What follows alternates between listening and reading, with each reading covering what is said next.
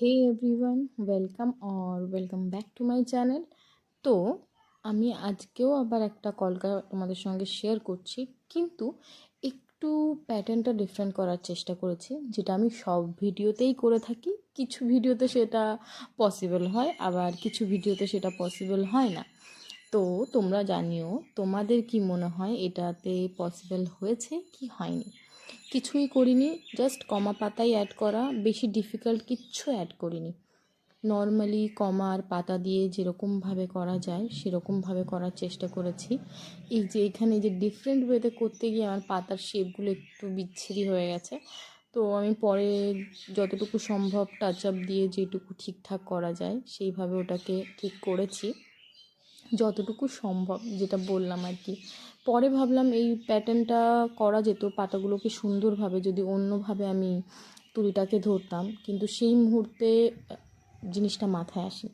তো next time এই প্যাটার্নটাকে follow করে আবারও তোমাদের সঙ্গে একটা ভিডিও শেয়ার করব, সেটাতে দেখিয়ে দেব যে তুলিটাকে কেমনভাবে ধরলে এই পাতার প্যাটার্নগুলো আরও বেশি সুন্দর হতো।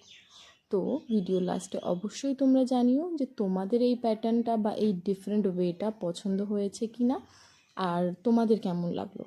তো যথারীতি আস্তে আস্তে আমি যেখানে যেমন অ্যাড করলে আমকলকা বা কমা বা পাতা, এই জায়গাটা না কেমন ফাঁকা ফাঁকা লাগছিলো, তাই আমি পাতা অ্যাড করে দিলাম। তো সেইভাবে আর কি আমি করেছি।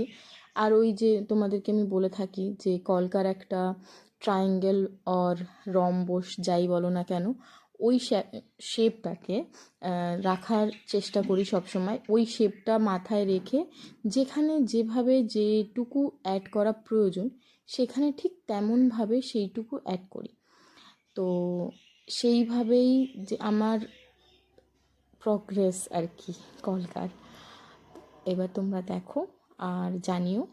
এবার আসি, যেটা আমি প্রত্যেকটা ভিডিওতে না বললেও ম্যাক্সিমাম ভিডিওতে বলি, কলকা করার জন্য তুলিটাকে যদি স্ট্রেটভাবে বা কাইন্ড অফ 90 ডিগ্রি অ্যাঙ্গেল ধরো তাহলে লাইনগুলো সূক্ষ্ম হয়। প্রথমে লাইন না করে ডট করে নিলে, যেমন এই যে আমি করলাম, তাহলে লাইনগুলো বেশি ডিফাইন হয়। আর তুলিতে বেশি যদি কালার নিয়ে নাও সেক্ষেত্রে লাইন কিন্তু অনেক মোটা হয়ে যায় বা শেপটা সুন্দর হয় না। তো সেক্ষেত্রে তুলিতেও ঠিকঠাক কালার নেবে। কম কালার নিলে তুলি স্মুথলি চলবে না, তো সেদিকেও খেয়াল রাখবে। কালারে জল আর কালারের মিক্সচারটা বা রেশিওটা ঠিকঠাক রাখতে হবে, না হলে প্রবলেম হবে। আমি এখানে খাতায় করছি, হয়তো নাও হতে পারে প্রবলেম, কিন্তু স্কিনে যখন করবে তখন সত্যিই প্রবলেম হবে। তো সেটা কিভাবে চেক আউট করতে হয় আমি বলেছি নিশ্চয়ই, যেখানে জল আর কালারের রেশিওর ব্যাপারটা কিভাবে বুঝবে সেখানে নেক্সট কোনো ভিডিওতে আবারও বলে দেবো, কারণ ওটা অনেক পুরনো হয়ে গেছে। অনেকে হয়তো তোমরা যারা নতুন দেখছো তারা জানো না, বা যারা দেখেছো তারা ভুলেও যেতে পারো, কিন্তু ভোলার কথা না অবভিয়াসলি, কিন্তু তাও আমি নেক্সট টাইম আবার শেয়ার করে দেবো। এখন হাইলাইট করছি হোয়াইট দিয়ে।